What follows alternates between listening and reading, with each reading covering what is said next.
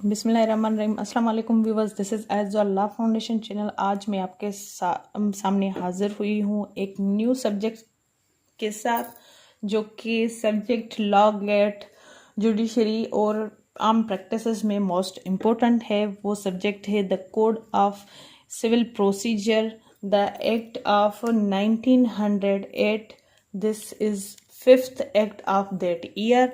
सो इसकी हम पहले तो, जैसा कि आपको पता है, मैं जो भी सब्जेक्ट स्टार्ट करती हूँ उसकी थोड़ी ना कुछ हिस्ट्री से रिलेटेड बातें आपको बताती हूँ। उसका बैकग्राउंड क्या था और उसकी पोजीशन क्या थी, और अब यहाँ पे मतलब कैसे हम तक पहुँचा, तो वो चीज़ें मैं आपसे ज़रूर शेयर करती हूँ। तो इस हिसाब से आज हम हिस्ट्री जो थोड़ी बहुत देखेंगे, वो देखेंगे कोड ऑफ सिविल प्रोसीजर की।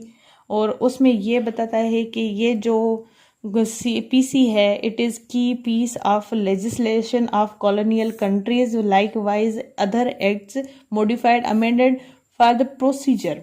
ठीक है, प्रोसीजर के लिए जैसा बाकी एक्ट्स मॉडिफाइड हुए हैं, अमेंडेड हुए हैं, तो ये लेजिस्लेशन का मास्टरपीस या की पीस है लेजिस्लेशन के हिसाब से। किसके लिए? कॉलोनियल कंट्रीज के लिए। यानी इसका मकसद यही है कि ये भी यूके के लेजिस्लेशन की तरफ से कॉलोनियल कंट्रीज को तोहफा दिया गया कि आप इसके हिसाब से अपने जो दीवानी मुकदमात हैं, यानी जो सिविल मसाइल होंगे ना, केसेस, उनको दीवानी मुकदमात कहा जाएगा।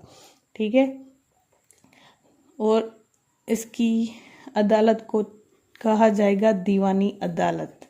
ठीक है, तो ये मॉडिफाइड हुआ है, अमेंडेड हुआ है अकॉर्डिंग टू कंट्री वाइज। यानी इंडिया में कैसा है, बांग्लादेश में कैसा है, पाकिस्तान में कैसा है, लाइक वाइज अदर कंट्रीज में कैसा है। हर किसी ने अपने हिसाब से अदर एक्ट्स की तरह इसको भी मॉडिफाई किया है, अमेंड किया है प्रोसीजर करने के लिए, क्योंकि हमने अपना कुछ भी ऐसा नहीं बनाया इन लॉज के हिसाब से। बाकी जो वक्त की ज़रूरत के हिसाब से लॉज बनते जा रहे हैं, वो एक अलग बात है। बाकी जो सिविल और क्रिमिनल लॉ है वो हमारे पुराने ही हैं, बस उनमें थोड़ी मॉडिफिकेशन अमेंडमेंट्स हुई हैं। So in Pakistan, after independence, handling civil suits according to that masterpiece of the legislature. So इस लेजिस्लेचर के मास्टरपीस के हिसाब से ही जो सिविल लॉज के केसेस होते हैं, सूट्स होते हैं। हालांकि सिविल में जो केस बनता है उसको केस नहीं कहा जाता, उसको सूट कहा जाता है, सिविल सूट। ठीक है, तो वो इंडिपेंडेंस के, आज़ादी के बाद पाकिस्तान में अकॉर्डिंग टू दैट लॉ मुकदमा जो हैं वो कंटेस्ट होते हैं या ट्राइड होते हैं।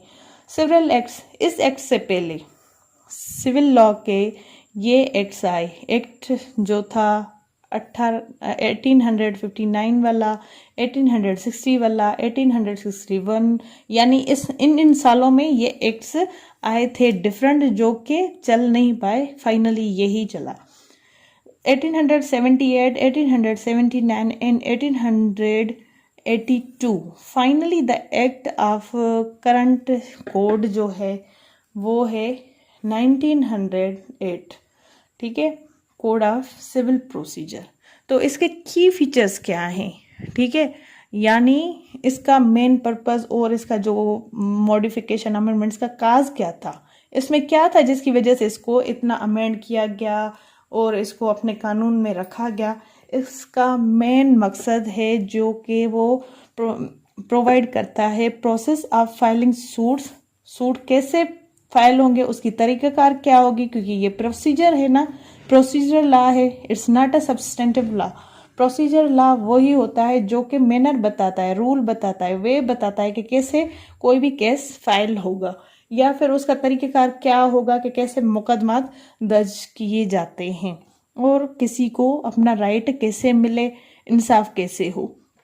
तो ये मकसद इसका ये था। First, provide process of filing suit, और उसके बाद सर्विंग नोटिस, यानी अदालत के जो नोटिस हैं उनको कैसे रसाई मिलेगी, कैसे सर्व किए जाएंगे, कैसे पहुंचाए जाएंगे, जो फरियादी हैं या फिर मुद्दई हैं उन तक कैसे पहुंचाए जाएंगे, या विटनेसेस हैं उनके हिसाब से सर्विस कैसे होगी नोटिस की, उसमें ये बताया गया है। वे प्रेजेंटिंग एविडेंस यानी जो शवाहिद हैं, सबूत हैं, वो कैसे पेश किए जाएंगे। ठीक है। कंडक्ट ट्रायल्स यानी जो प्रोसीडिंग चल रही है, ट्रायल चल रहा है, उसको कैसे कंडक्ट किया जाएगा। उसके बाद एग्जीक्यूटिव जजमेंट, अगर जजमेंट दी गई है जज साहब की तरफ से तो उसको एग्जीक्यूट कैसे किया जाएगा, ताकि जो हकदार पार्टी है जिसने क्लेम किया है, राइट क्लेम किया है, उसको उसका राइट मिले। तो उसकी एग्जीक्यूशन कैसे होगी जजमेंट की, वो भी इस कोड में बताया गया है। अब इस कोड के जो प्रेजेंट होने की डेट है वो है 21 मार्च 1908 को ये पेश किया गया एज अ ड्राफ्ट यानी एज अ बिल जो है पेश किया गया पार्लियामेंट में, और ये पास हुआ उसी डेट को।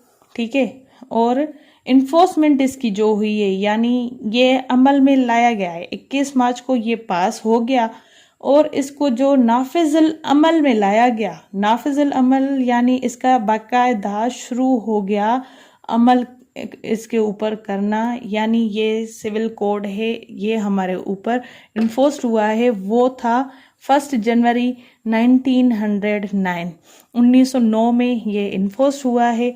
और इस एक्ट के जो हैं 158 सेक्शंस हैं, 158 सेक्शंस हैं, बट जो पंजाब है उसमें इसके सेक्शंस हैं 159।